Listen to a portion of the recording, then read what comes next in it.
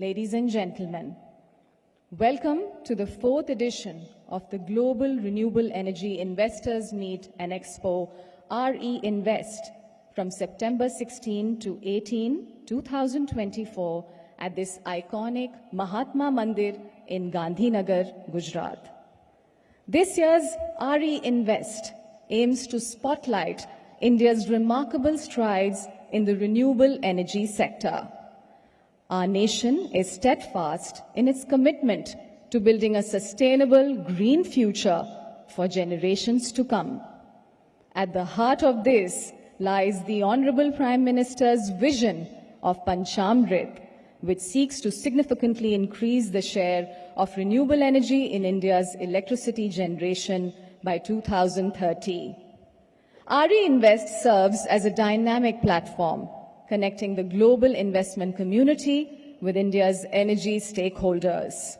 It offers a unique opportunity for organizations to showcase their business strategies, celebrate their achievements, and outline their visions for the future in India, which has today emerged one of the world's largest renewable energy markets.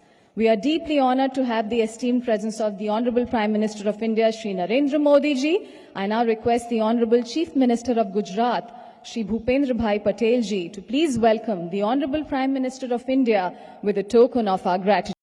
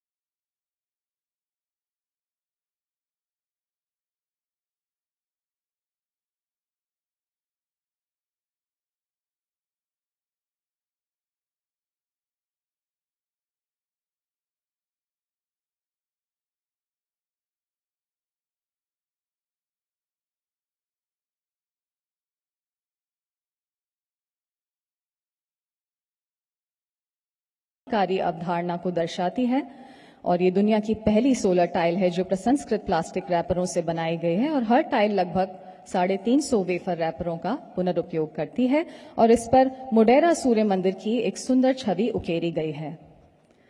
Ladies and gentlemen, as we gather here today at this landmark Global Renewable Energy Investors Meet and Expo, RE-Invest, it is fitting that we not only reflect on our past achievements, but also look ahead with vision and determination. In this spirit, we present a short film that encapsulates a pivotal moment in our journey towards sustainable energy, a testament to our nation's commitment and progress in the sector. It is also a forward-looking vision towards our ambitious goal of reaching 500 gigawatt of installed non-fossil power capacity, illustrating the innovative strides and collaborative efforts that will drive us towards this target. So without further ado, let us immerse ourselves in this powerful visual narrative of progress and possibility. Let's take a look at this short film.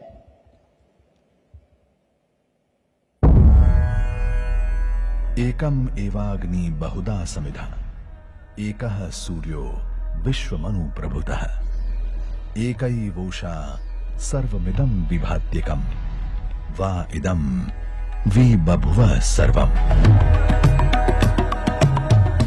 In the ancient land of Bharat, where sacred rivers flow like lifeblood and the mighty Himalayas touch the heavens, the holy Vedas teach us secrets of living in harmony with nature.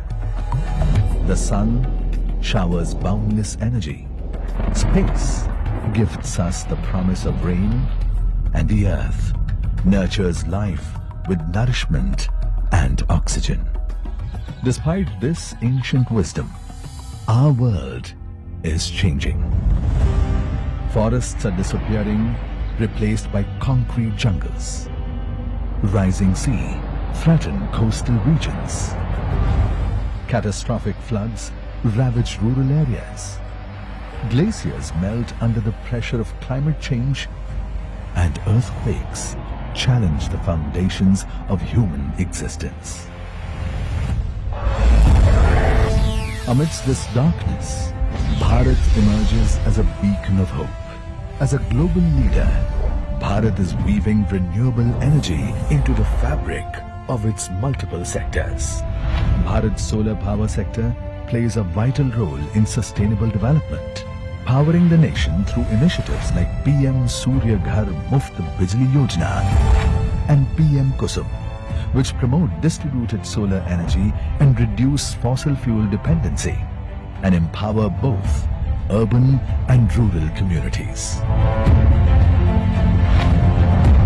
Bharat is building massive wind power farms that cut across its various plains and coasts to provide power to cities and industries. The indigenous wind power industry is leading the way, nurturing a robust ecosystem and enhanced project operation capabilities. Bharat has taken a proactive stance on hydroelectric power development to greatly amplify its capacity. Numerous projects have been constructed to add stability and balance to the grid. Today, India's mighty rivers roar with enormous hydro energy, lighting up millions of homes. 2014 के बाद से ही Bharat major economies में renewable energy capacity addition में सबसे तेज रहा है। हमारा track record बताता है कि रिन्यूएबल एनर्जी रिसोर्सेज को लेकर भारत जो लक्ष्य तय करता है उसे समय से पहले पूरा करके दिखाता है। From the power of the sun to the flow of the rivers, Bharat has been on a historic journey to revolutionize its energy future. And today, we are proud to announce this extraordinary milestone.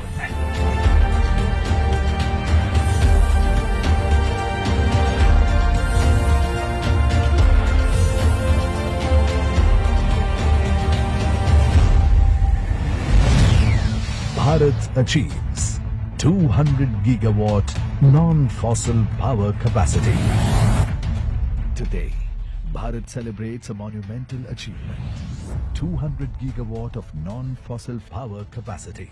This is not just a number, but a testament to the dedication, innovation, and collective effort of a nation moving towards a brighter and greener future. Ladies and gentlemen, this 200 gigawatt is just a milestone in our journey towards 500 gigawatt by 2030. On this momentous occasion of the 4th Global RE Invest,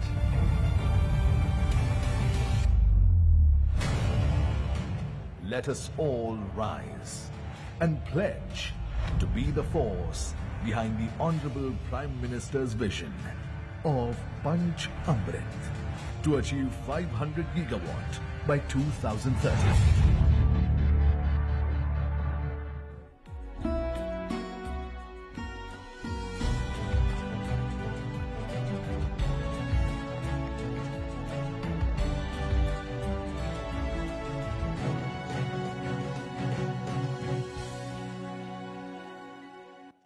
Ladies and gentlemen, I hope you appreciated the remarkable display of India's achievement of 200 gigawatt and commitment towards the 500 gigawatt target by 2030. It has not only showcased India's extraordinary strides in renewable energy, but has also ignited our collective vision for a cleaner, more sustainable future. Ladies and gentlemen, it is now my privilege to request the Honorable Union Minister for New and Renewable Energy, Consumer Affairs, Food and Public Distribution, Shri Prahlad Joshi ji, to please render the welcome address.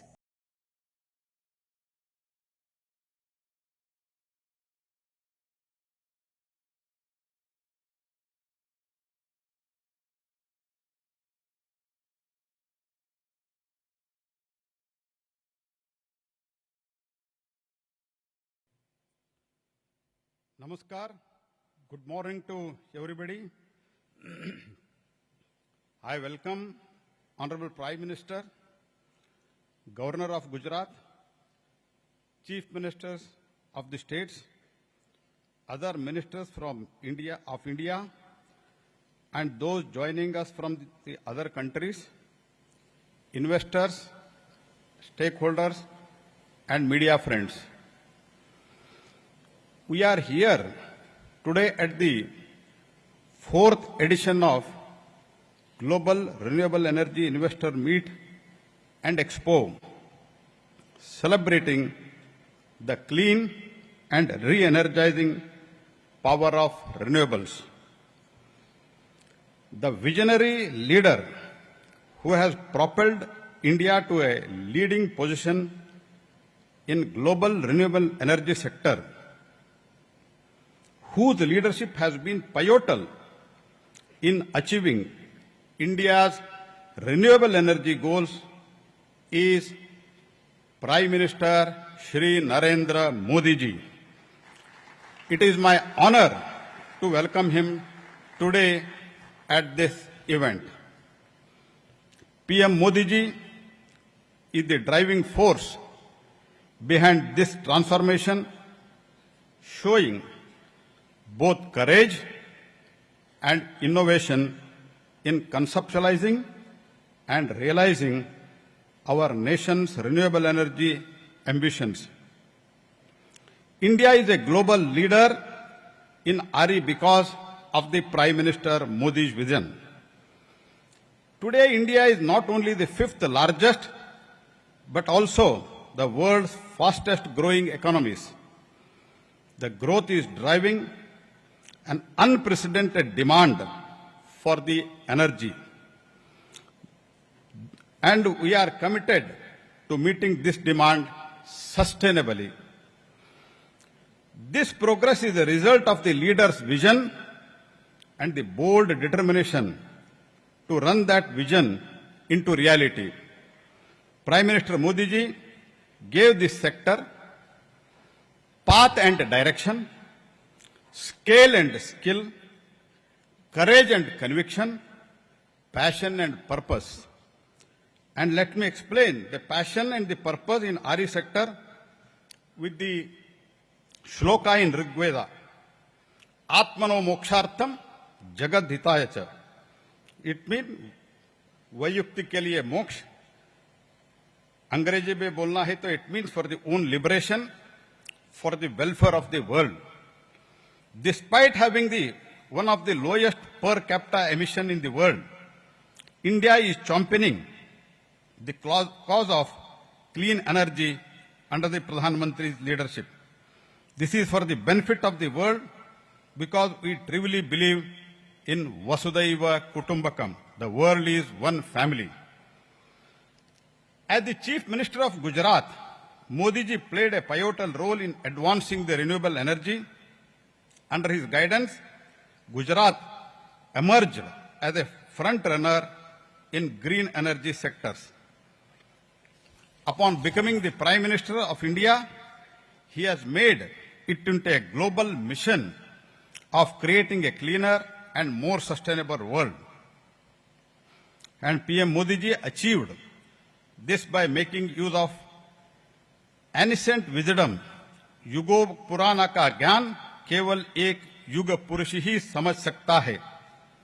Bhagwan Shri Krishna taught us the conservation of environment through Govardhan Puja, and Chanakya's Arthashastra advocates penalizing those who harm the nature.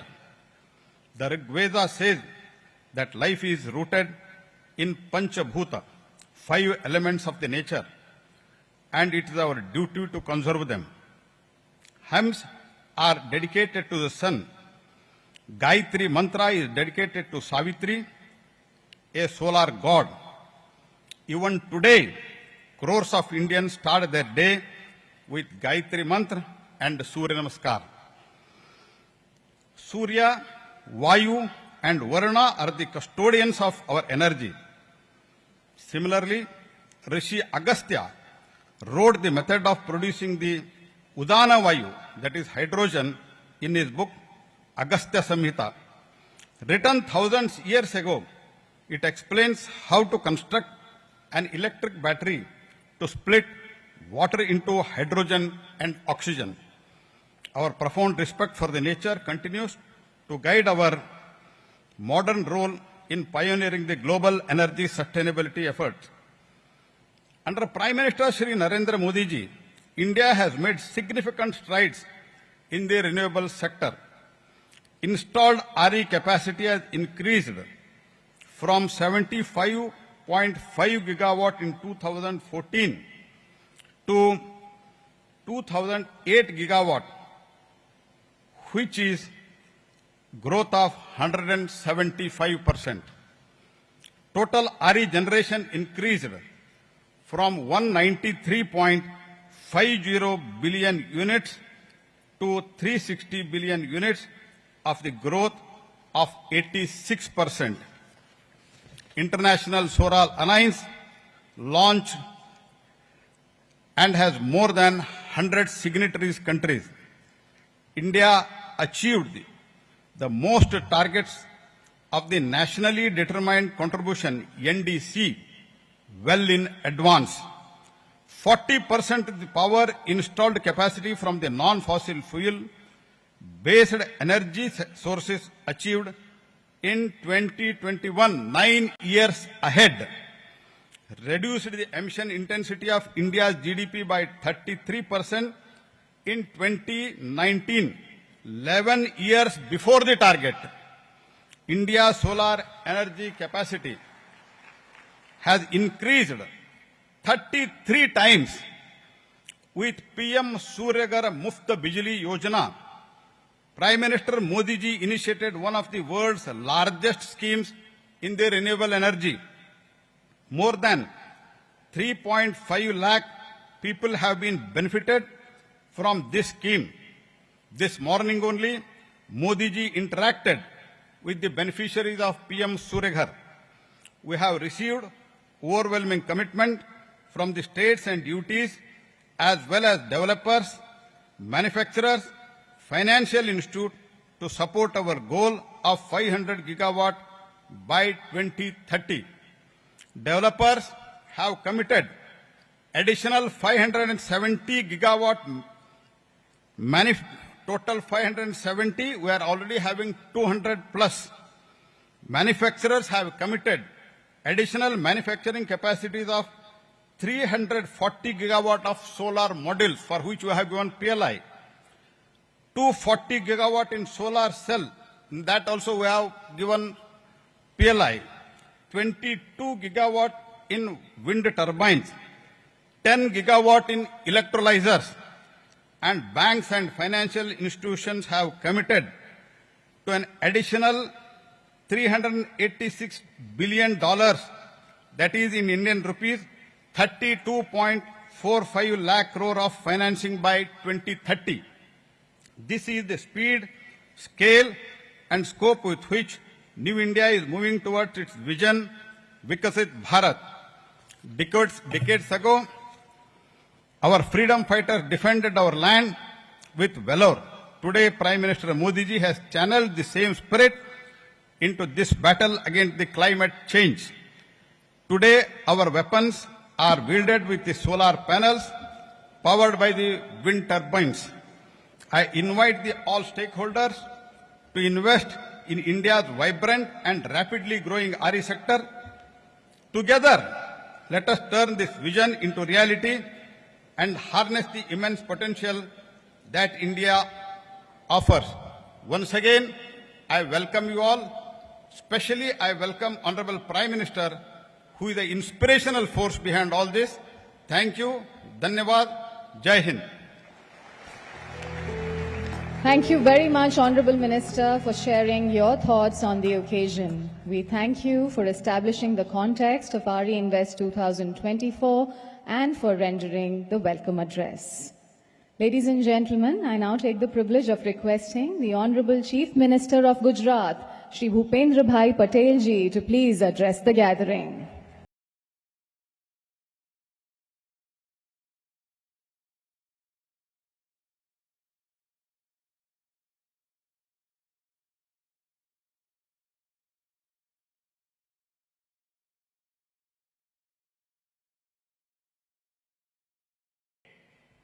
सबसे लोकप्रिय नेता, आधुनिक भारत के स्वप्नद्रष्टा आदरणीय प्रधानमंत्री श्री नरेंद्र भाई मोदी साहब, गुजरात के सम्मानीय राज्यपाल श्री आचार्य देवव्रत जी, भारत सरकार के new and renewable energy and consumers affairs, food and public distribution minister Shri Prahlad Joshi ji, Bharat सरकार के जल शक्ति मंत्री तथा प्रदेश के अध्यक्ष श्री सी.आर. पाटिल जी, भारत सरकार के new and renewable energy and power minister of state Shri Shripad Naik ji, Andhra Pradesh के माननीय मुख्यमंत्री श्री चंद्रबाबू नायडू जी, मध्य प्रदेश के मुख्यमंत्री श्री मोहन यादव जी, राजस्थान के मुख्यमंत्री श्री भजनलाल शर्मा जी, छत्तीसगढ़ के मुख्यमंत्री श्री विष्णुदेव साय जी,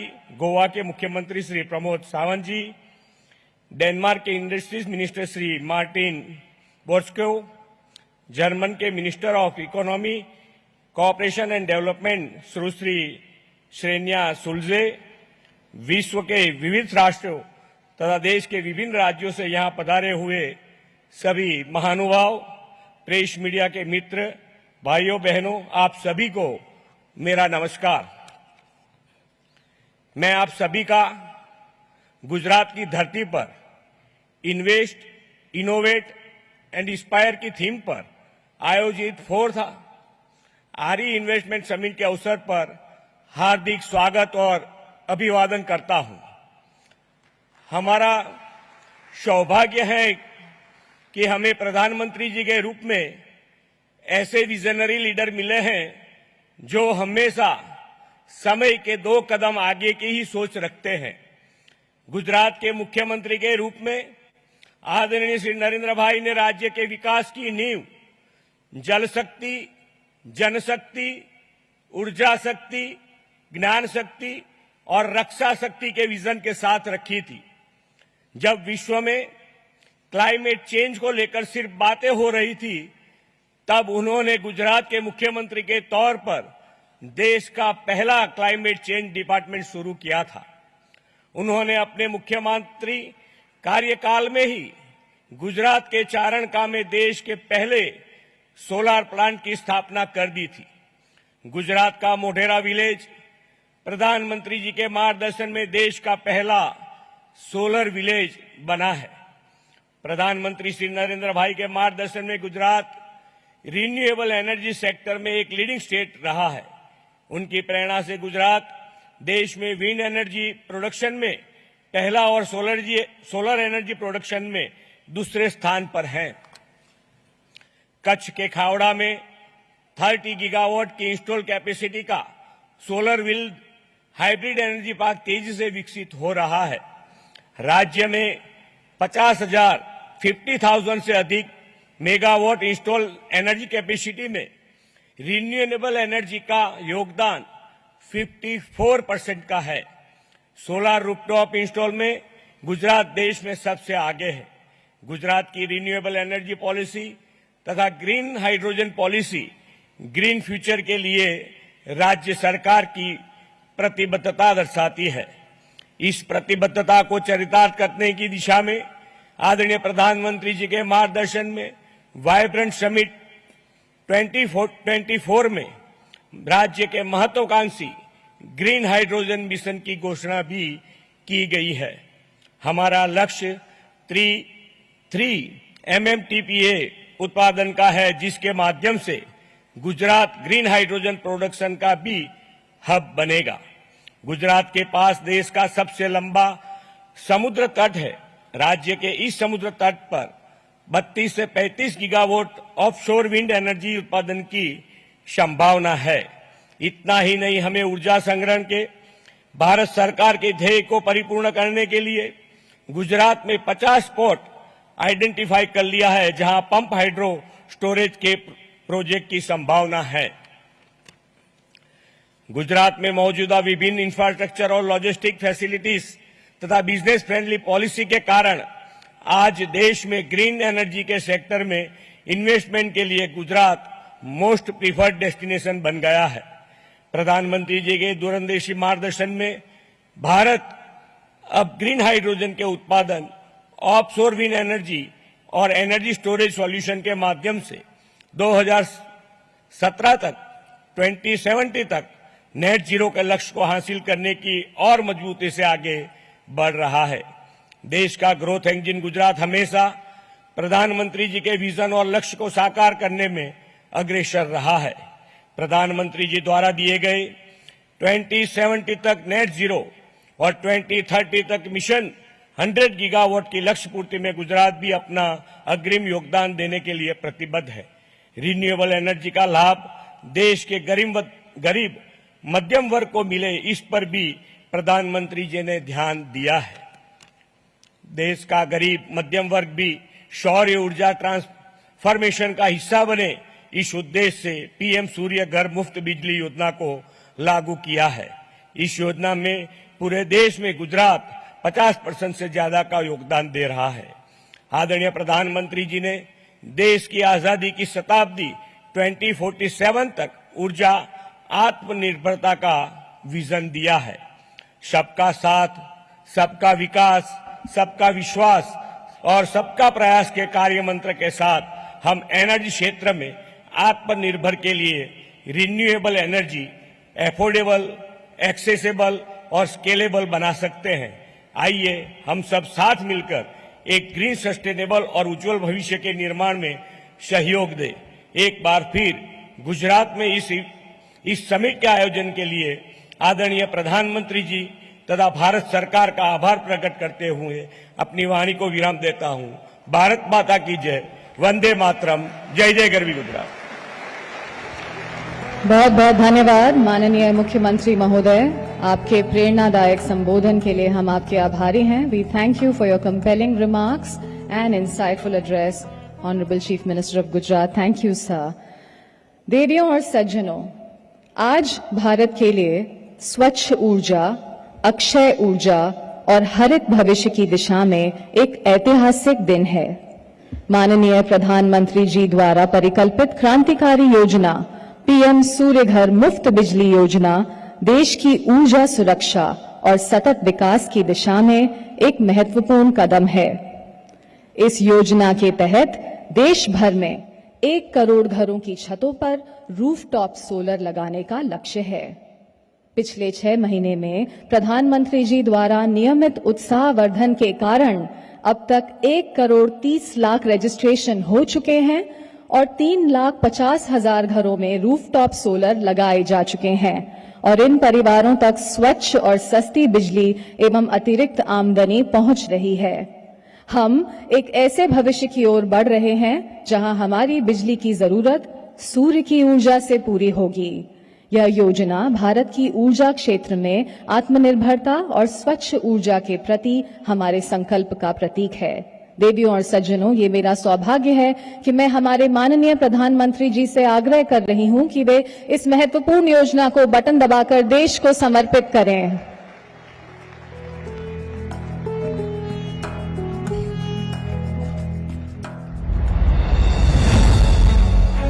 हर घर पर छत हो और हर छत पर सूरज का पहरा, छट जाए अंधेरा फिर फैला जो गहरा हो। सूर्य की अपार शक्ति को प्रेरणा बना भारत आज अक्षय ऊर्जा के क्षेत्र में एक वैश्विक बदलाव की नींव रख रहा है। आज अगर देश सौर ऊर्जा के क्षेत्र में लगातार आगे बढ़ रहा है तो इसका आधार माननीय प्रधानमंत्री श्री नरेंद्र मोदी जी की दूरदर्शिता एवं दृढ़ संकल्प है। आत्मनिर्भर ऊर्जा के क्षेत्र में एक ऐतिहासिक पहल है पीएम सूर्य घर मुफ्त बिजली योजना। इसके तहत सरकार की तैयारी हर महीने 300 यूनिट तक मुफ्त बिजली का इंतजाम करने की है। पीएम सूर्य घर मुफ्त बिजली योजना के अंतर्गत 75,000 करोड़ रुपए के प्रावधान से 1 करोड़ घरों पर रूफटॉप सोलर लगाकर देशवासियों को ऊर्जा के क्षेत्र में आत्मनिर्भर बनाया जा रहा है। నా పేరు కె రాజశేఖర్. సో ఇంతకు ముందు కంటే ఇప్పుడు మాకు చాలా బిల్లు తక్కువ వస్తున్నది. ఈ యొక్క సోలార్ ప్యానెల్ ఇన్స్టాలేషన్ మాకు చాలా ఈజీగా ఉంది. లైఫ్ టర్మ్ ఇన్వెస్ట్మెంట్ లాగా కాబట్టి మనకు ఇది దీనివల్ల వచ్చే బెనిఫిట్స్ ఎక్కువ ఉంటాయి కాబట్టి స్పేస్ కాన్స్టెంట్ అనేది ఇది పెద్దగా నేను నష్టమని అయితే నేను అనుకోను. इस योजना के माध्यम से एक ओर जहां देशवासी हर महीने 300 यूनिट मुफ्त बिजली का लाभ ले रहे हैं, वहीं अतिरिक्त उत्पादन से अपनी आय में भी बढ़ोतरी कर रहे हैं। आज हमारे इलेक्ट्रिक व्हीकल्स को भी सौर ऊर्जा से चार्ज किया जा रहा है। তেওঁলোকে আহি ক'লে যে নাই আপোনাৰ এই ঘৰটো এনেইহে আছে তাৰ ওপৰত আমি লগাই দিওঁ। গতিকে মোৰ কোনো স্পেচৰো কোনো প্ৰব্লেম নহ'ল যে মই লগে লগে মাৰ্চ মাহৰ লাষ্টৰ ফালে অনলাইনত এপ্লাই কৰিম। বেনিফিট এতিয়ালৈকে মই পাইছোঁ, আশা কৰোঁ এই মাহত পূৰা বিলত আৰু পাম। গতিকে মই এইটো বেয়া নহয়, সাজেষ্ট কৰোঁ কৰিব লাগে। ମୋର ନାମ ଶ୍ରୀ ଭରତଚନ୍ଦ୍ର ସ୍ୱାଇଁ, ବିଳାସୀ କଟକ। ମୁଁ ମୋର ଛାତ ଉପରେ ଗୋଟେ 3 କିଲୋୱାଟ୍ର ଗୋଟେ ସୋଲାର ୟୁନିଟ୍ ମୋର ହେଉଛି। ଆଗେ ମୋର ଆସୁଥିଲା ଇଲେକ୍ଟ୍ରିକ୍ ବିଲ୍ ମାସକୁ 2,500-3,000, ବର୍ତ୍ତମାନ ସେଟା କମି କମିକି ବର୍ତ୍ତମାନ 0 ହେବାକୁ ବସିଲାଣି। पीएम सूर्य घर मुफ्त बिजली योजना के अंतर्गत वित्तीय सहायता के रूप में हर परिवार को 78,000 रुपए की सब्सिडी दी जा रही है। हर घर तक सोलर पहुंचाने और उपभोक्ताओं को सहायता के लिए pmsuryaghar.gov.in पोर्टल बनाया गया है। इस पोर्टल के माध्यम से 100% ऑनलाइन प्रक्रिया द्वारा आज 1 करोड़ 30 लाख से ज्यादा परिवार प्रधानमंत्री सूर्य घर मुफ्त बिजली योजना में अपना रजिस्ट्रेशन करवा चुके हैं। સોલર લેવા માટે સૌથી પહેલા તો દરેકે દરેક ડિસ્કોમનો વીજ પુરવઠો હોવો જરૂરી છે. સોલર સિસ્ટમ લગાડવાનું એકદમ ઇઝી અને એકદમ સરળ છે, જેને કારણે સૌથી વધારે કસ્ટમરને પણ ફાયદો થાય છે. पोर्टल पर उपभोक्ता 7% के ब्याज पर लोन भी प्राप्त कर सकते हैं और आवश्यक छत क्षेत्र, भुगतान अवधि, लागत, निवेश पर रिटर्न और बिजली बिल सहित कार्बन उत्सर्जन में बचत का अनुमान भी लगा सकते हैं। इस योजना के माध्यम से देश की सौर क्षमता में 30,000 मेगावाट की वृद्धि होगी। 17 लाख से ज्यादा लोगों को विनिर्माण, आपूर्ति, बिक्री और इंस्टॉलेशन जैसे क्षेत्रों में रोजगार के नए अवसर दिए जा रहे हैं, जिससे 72 करोड़ टन कार्बन उत्सर्जन को कम किया जा सकेगा। विकसित भारत को सशक्त करती, देश को समर्पित इस योजना की प्रगति, इस योजना के लाभार्थी बनकर आत्मनिर्भर ऊर्जा की ओर कदम बढ़ाते हैं। आइए सोलर अपनाते हैं। पीएम सूर्य घर मुफ्त बिजली योजना। We thank the Honorable Prime Minister for dedicating his pioneering initiative, the PM Surya Ghar Muft Bijli Yojana, to the nation. Let us remember that every rooftop solar panel installed is a step closer to a cleaner, brighter future for all. This endeavor will not only make every household a producer of solar energy, but also give them an opportunity to boost their income while supporting a sustainable future. Under the guidance of the Honorable Prime Minister of India, our nation has set ambitious targets and introduced transformative policies that have positioned the country as a global leader in green energy. His vision has not only inspired domestic progress, but has also attracted international investment, driving significant advancements in the sector. I now take the privilege and the honor of requesting the Honorable Prime Minister of India, Shri Narendra Modi ji, to please address the gathering and share his vision on the occasion.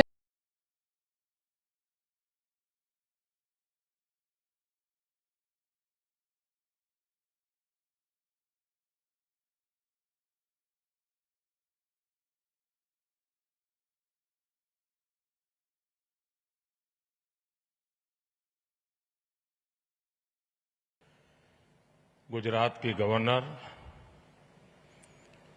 Shri Acharya Devvrat जी, गुजरात के मुख्यमंत्री श्रीमान भूपेंद्र भाई पटेल, आंध्र प्रदेश के मुख्यमंत्री श्रीमान चंद्रबाबू नायडू जी, राजस्थान के मुख्यमंत्री श्रीमान भजनलाल शर्मा जी, मध्य प्रदेश के मुख्यमंत्री श्रीमान मोहन यादव जी, छत्तीसगढ़ के मुख्यमंत्री जी भी यहां देख रहा हूं मैं, गोवा के मुख्यमंत्री दिखाई दे रहे हैं और कई राज्यों के ऊर्जा मंत्री भी मुझे नजर आ रहे हैं। उसी प्रकार से विदेश के मेहमान, जर्मनी के इकोनॉमिक कोऑपरेशन मिनिस्टर, डेनमार्क के इंडस्ट्री बिजनेस मिनिस्टर, मंत्रिमंडल के मेरे साथी प्रहलाद जोशी, श्रीपद नाइक जी और दुनिया के कई देशों से आए हुए सभी डेलीगेट्स, देवी और सज्जनों, दुनिया के अनेक देशों से पधारे हुए सभी साथियों का वेलकम करता हूं, उनका अभिनंदन करता हूं। ये री इन्वेस्ट कॉन्फ्रेंस का 4th एडिशन है। मुझे पूरा विश्वास है आने वाले 3 दिनों तक यहां एनर्जी के फ्यूचर, टेक्नोलॉजी और पॉलिसीज पर सीरियस डिस्कशन होगा।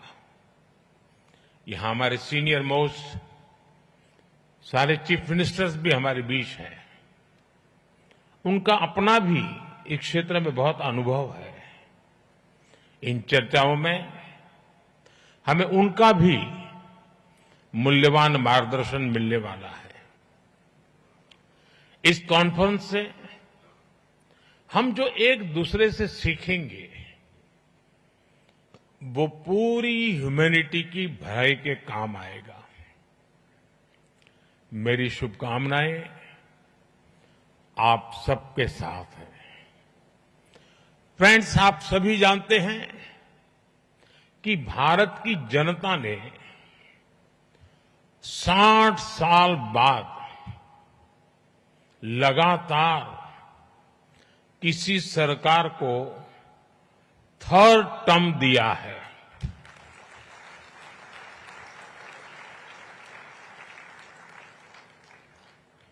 हमारी सरकार को मिले 3rd टर्म के पीछे भारत की बहुत बड़ी एस्पिरेशंस है।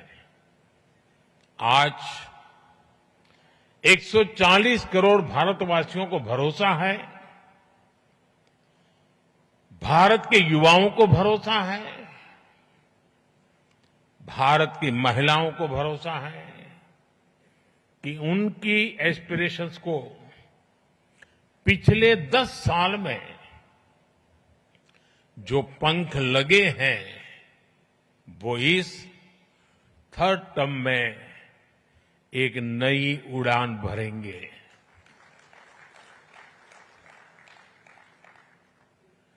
देश के गरीब, दलित, पीड़ित, शोषित, वंचित को भरोसा है कि हमारा 3rd टर्म उसके गरिमापूर्ण जीवन जीने की गारंटी बनेगा। 140 करोड़ भारतीय भारत को तेजी से टॉप 3 इकोनॉमीज में पहुंचाने का संकल्प लेकर काम कर रहे हैं। इसलिए आज का ये इवेंट आइसोलेटेड इवेंट नहीं है।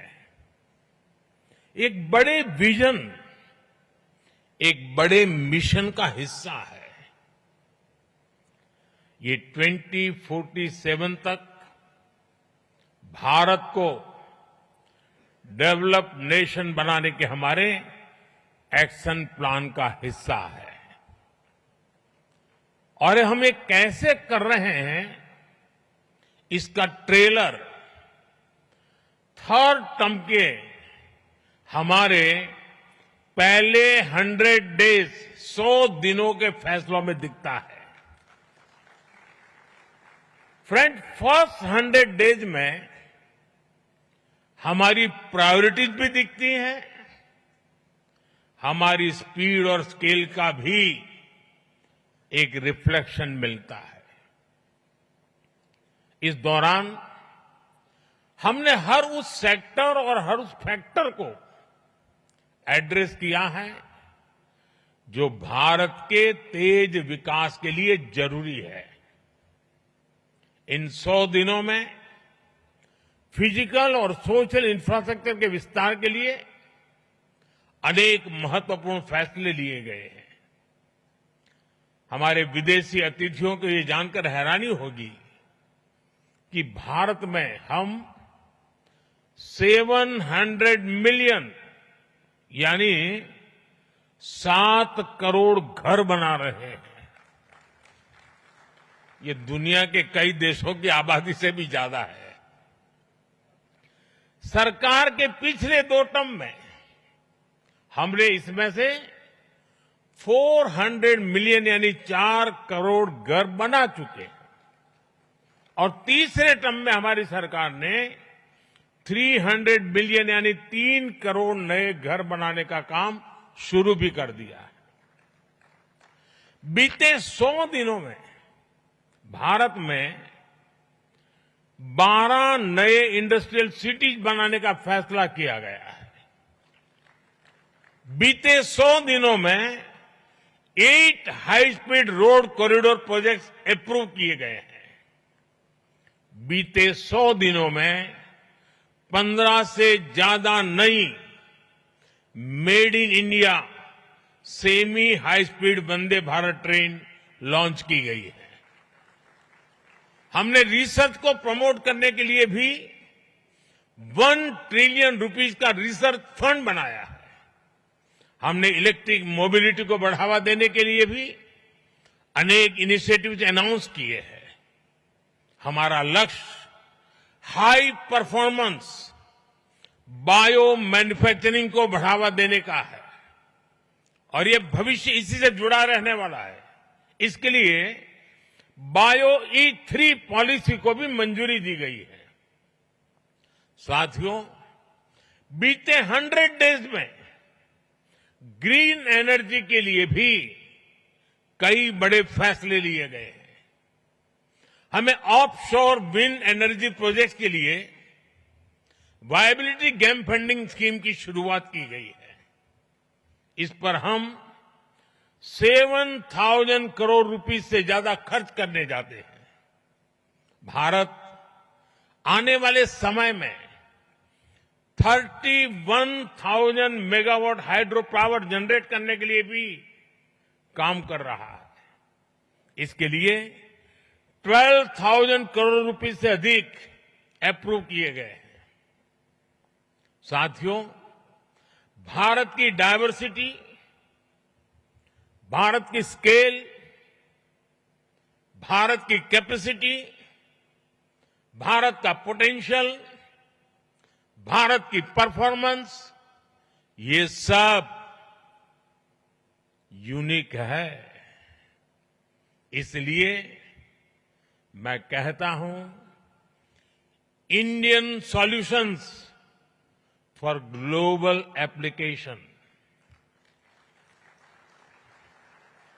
इस बात को दुनिया भी भली भांति समझ रही है।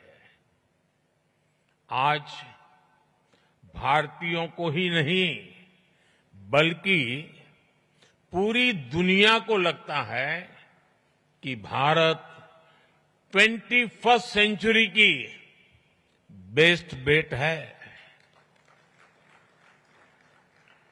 आप देखिए, इस महीने की शुरुआत में ही ग्लोबल फिनटेक फेस्ट का आयोजन हुआ।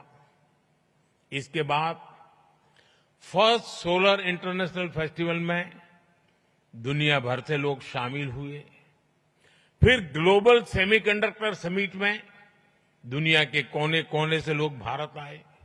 इसी दौरान भारत ने सिविल एविएशन पर एशिया पैसिफिक मिनिस्ट्रियल कॉन्फ्रेंस के आयोजन का दायित्व निभाया। और अब आज यहां हम ग्रीन एनर्जी के फ्यूचर पर चर्चा के लिए जुटे हैं।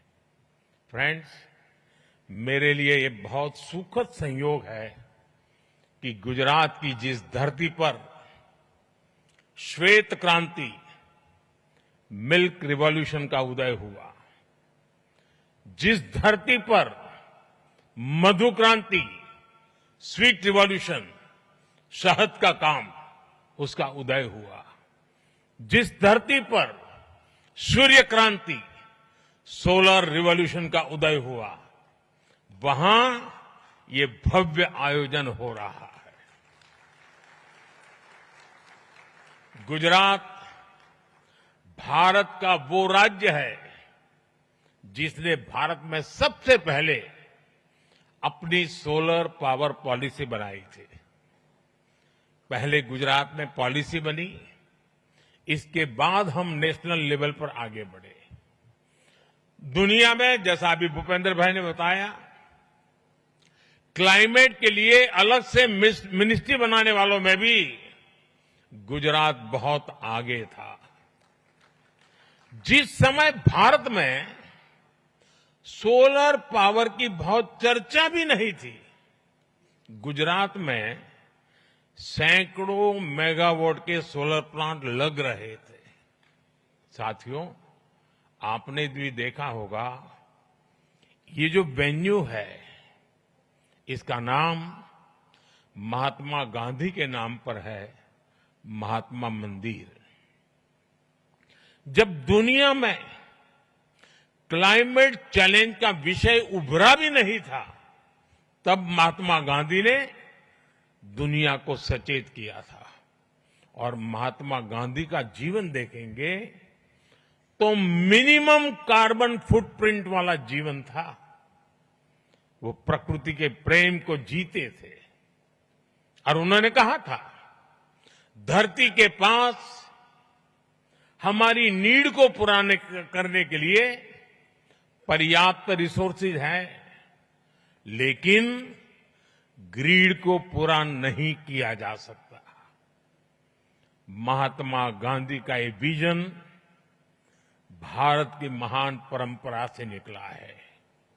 हमारे लिए ग्रीन फ्यूचर, नेट जीरो, ये कोई फैंसी वर्ड्स नहीं है। ये भारत की जरूरत है, ये भारत का कमिटमेंट है, भारत के हर राज्य सरकार का कमिटमेंट है।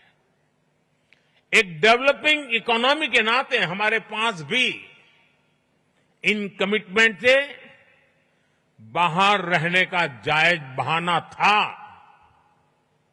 हम दुनिया को कह सकते थे कि विश्व को तबाह करने में हमारी कोई भूमिका नहीं है, लेकिन हमने ऐसा करके हाथ ऊपर नहीं किए।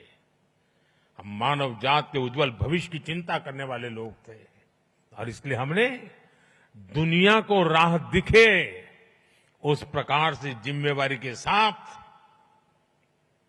अनगिनत कदम उठाए हैं। आज का भारत सिर्फ आज का नहीं, बल्कि आने वाले 1000 साल का बेस तैयार कर रहा है। हमारा मकसद सिर्फ टॉप पर पहुंचना ही नहीं है, हमारी तैयारी टॉप पर सस्टेन करने की है। भारत इस बात को भली भांति जानता है। हमारी एनर्जी नीड्स क्या है, भारत जानता है। 2047 तक डेवलप्ड नेशन बनाने के लिए हमारी रिक्वायरमेंट्स क्या है, और हम ये भी जानते हैं कि हमारे पास अपने ऑयल और गैस के भंडार नहीं है। हम एनर्जी इंडिपेंडेंट नहीं है और इसलिए हमने solar power, wind power, nuclear और हाइड्रो पावर के दम पर अपने फ्यूचर को बिल्ड करने का फैसला लिया है। फ्रेंड्स, भारत G20 में पहला ऐसा देश है जिसने पेरिस में तय क्लाइमेट कमिटमेंट्स को डेडलाइन से 9 साल पहले अचीव कर लिया, 9 साल पहले पूरा कर दिया। और G20 देशों के समूह में हम अकेले हैं जिसने करके दिखाया है।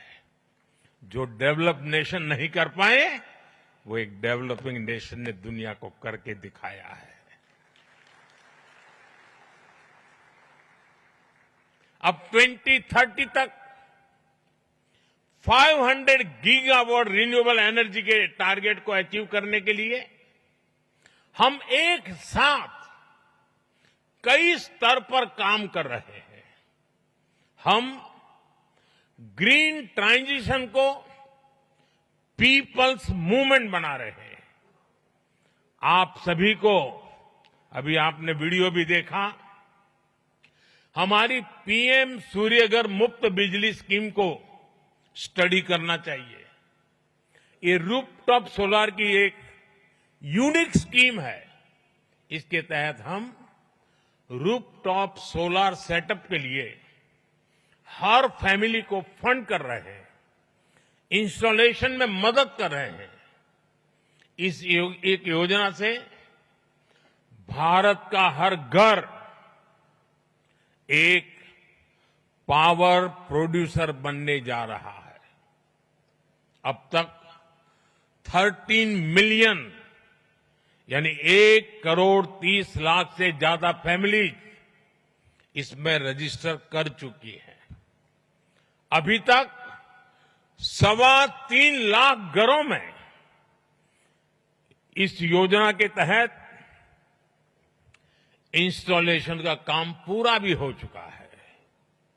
साथियों, पीएम सूर्यघर मुफ्त बिजली योजना के जो रिजल्ट आने शुरू हुए हैं, ये रिजल्ट अपने आप अद्भुत है। एक छोटा परिवार जिसकी महीने में 250 यूनिट बिजली की खपत है और जो 100 यूनिट बिजली पैदा करके ग्रिड में बेच रहा है, उसे साल में करीब करीब 25,000 रुपए की कुल बचत होगी। यानी लोगों का जो बिजली बिल बचेगा और जो वो कमाएंगे, उससे उनको करीब 25,000 रुपए का फायदा होगा। अगर इस पैसे को वो पीपीएफ में डालते हैं, पीपीएफ में डाल देते हैं, और घर में मानो बेटी का जन्म हुआ है, 1 साल की बेटी है, तो 20 साल बाद 10-12 लाख रुपए से ज्यादा उनके पास होंगे। आप कल्पना कर सकते हैं, बच्चों की पढ़ाई लिखाई से लेकर शादी ब्याह तक ये पैसा बहुत काम आएगा। साथियों, इस स्कीम से 2 और बड़े लाभ हैं। ये स्कीम इलेक्ट्रिसिटी के साथ साथ एम्प्लॉयमेंट जनरेशन और एनवायरमेंट प्रोटेक्शन का भी माध्यम बन रही है। ग्रीन जॉब बहुत तेजी से बढ़ने वाले हैं। हजारों वेंडर्स की जरूरत पड़ेगी। लाखों लोग इसको इंस्टॉल करने के लिए लगेंगे। इस योजना से करीब 2 मिलियन यानी 20 लाख रोजगार पैदा होंगे। पीएम सूर्यघर स्कीम के तहत 3 लाख नौजवानों को स्किल्ड मैन पावर के तौर पर तैयार करने का लक्ष्य है। इनमें से 1 लाख नौजवान तो सोलर पीवी टेक्नीशियंस भी होंगे। इसके अलावा हर 3 किलोवाट सोलर बिजली पैदा करने 50-60 टन कार्बन डाइऑक्साइड का एमिशन भी रुकेगा। यानी पीएम सूर्यघर मुफ्त बिजली योजना से जुड़ने वाला हर परिवार क्लाइमेट चेंज से मुकाबला करने में भी बड़ा योगदान देगा। साथियों, जब 21वीं सदी का इतिहास लिखा जाएगा तो उसमें भारत की सोलर क्रांति का चैप्टर, सोलर रिवॉल्यूशन का चैप्टर सुनहरे अक्षरों में लिखा जाएगा। साथियों, जो विदेश के मेहमान आए हैं, मैं उनको कहूंगा, यहां से 100 किलोमीटर की दूरी पर ही एक बहुत खास गांव है, मोढेरा।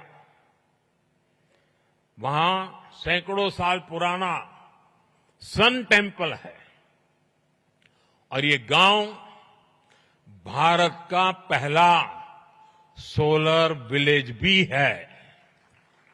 यानी इस गांव की सारी जरूरतें सोलर पावर से पूरी होती है।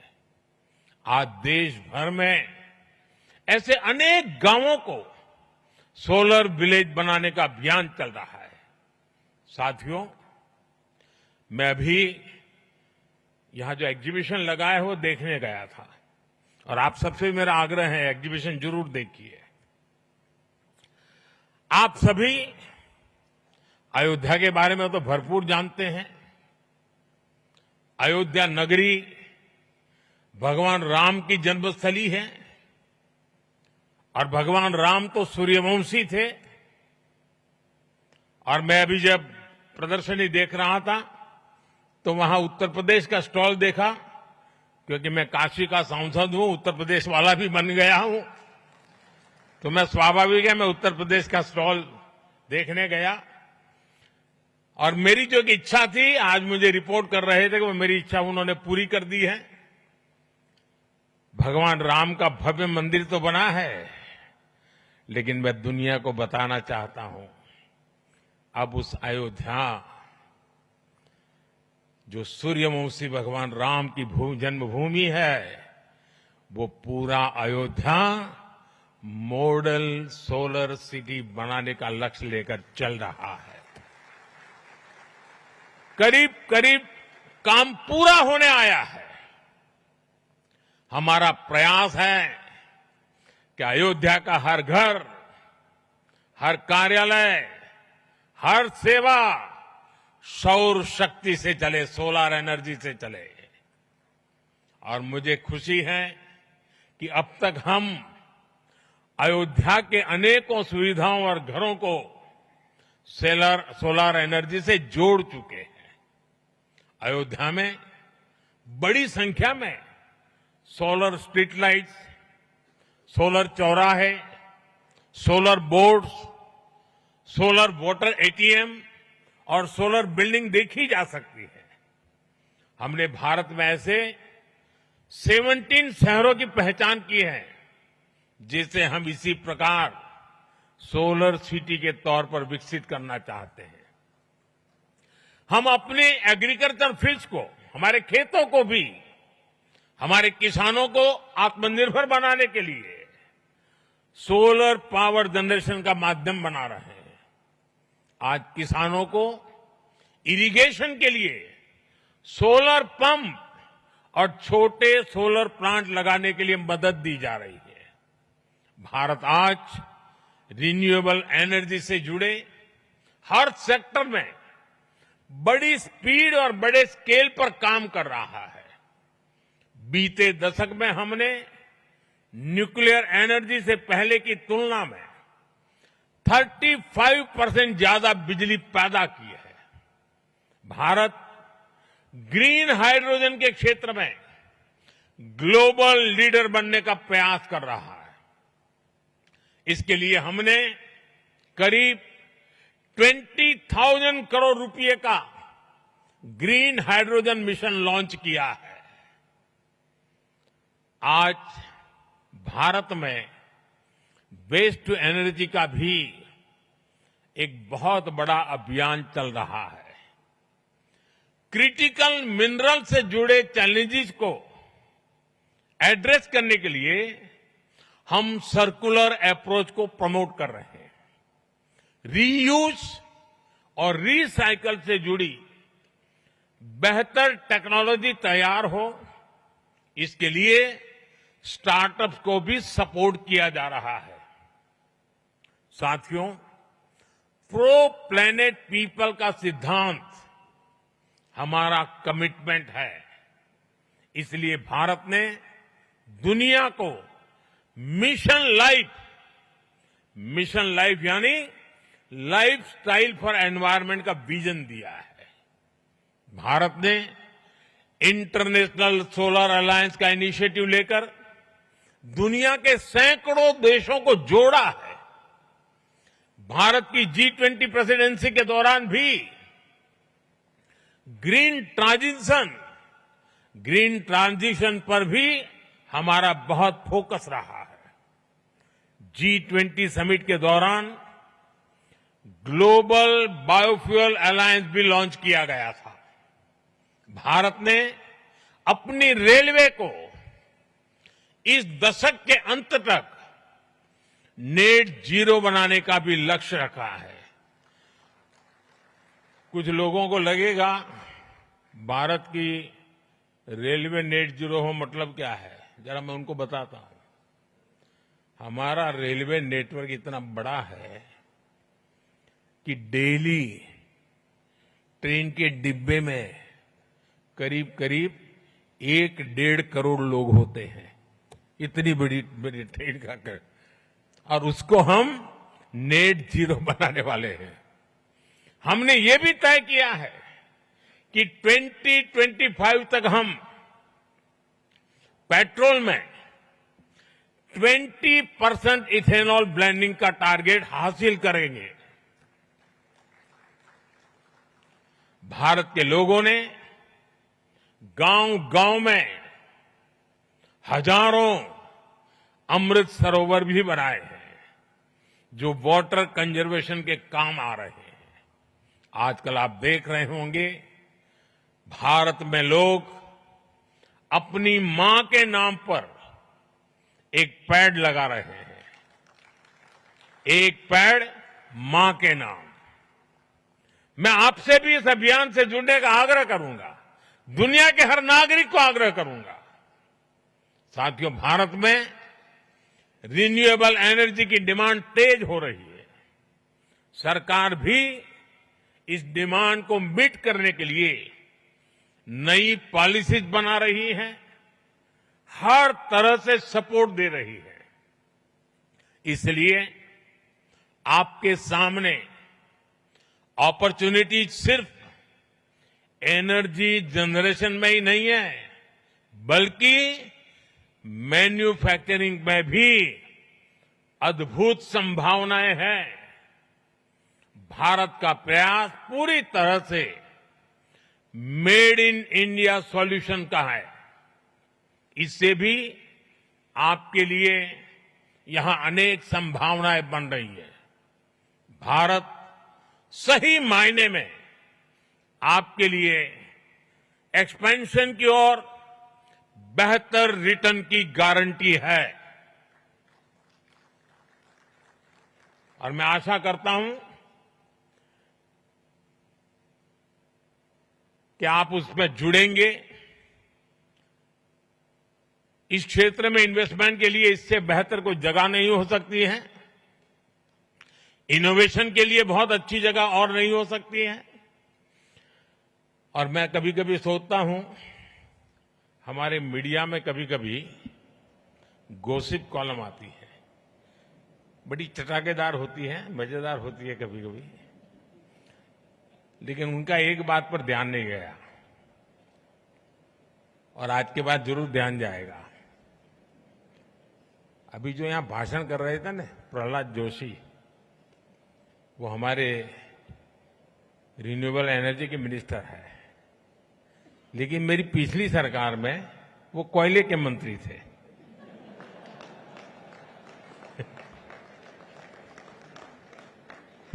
तो देखिए, मेरा मंत्री भी कोयले से रिन्यूएबल एनर्जी की तरफ चला गया।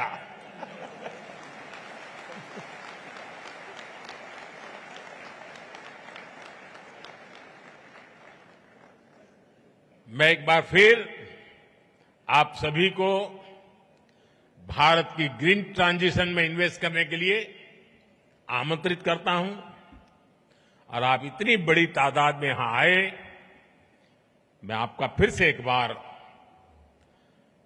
इस धरती में मैं पैदा हुआ, गुजरात ने मुझे बहुत कुछ सिखाया, तो मेरा भी मन करता है कि गुजरात के मुख्यमंत्री के साथ साथ मैं भी आप सबके स्वागत में अपनी भावनाओं को व्यक्त करते हुए, आप सबका धन्यवाद करते हुए, सभी राज्यों की भागीदारी के लिए मैं सभी राज्य सरकारों का भी आभार व्यक्त करता हूं। जिन मुख्यमंत्री यहां पधारे हैं उनका भी मैं विशेष रूप से आभार व्यक्त करता हूं और मैं पूरे विश्वास से कहता हूं कि ये हमारी समिट, इस समिट में होने वाला संवाद, ये हम सबको जोड़ेगा भी और हमें अपनी भावी पीढ़ी के उज्जवल भविष्य के लिए जोड़ेगा। मुझे याद है एक बार राष्ट्रपति ओबामा यहां पर टूर, भारत में उनका प्रवास था, बायोलेटरल विजिट के लिए आए थे, तो हमारी प्रेस कॉन्फ्रेंस थी दिल्ली में। तो किसी पत्रकार महोदय ने पूछा, क्योंकि उस समय चल रहा था, लोग भांति भांति ये सारे आंकड़े घोषित करते रहते, ये करेंगे वो करेंगे, तो उन्होंने मुझे पूछा कि दुनिया में भांति भांति के देश बड़े बड़े टारगेट तय कर रहे हैं, क्या इसका दबाव है क्या आपके मन पर? और मैंने उस दिन जवाब दिया था मीडिया को, ये मोदी है,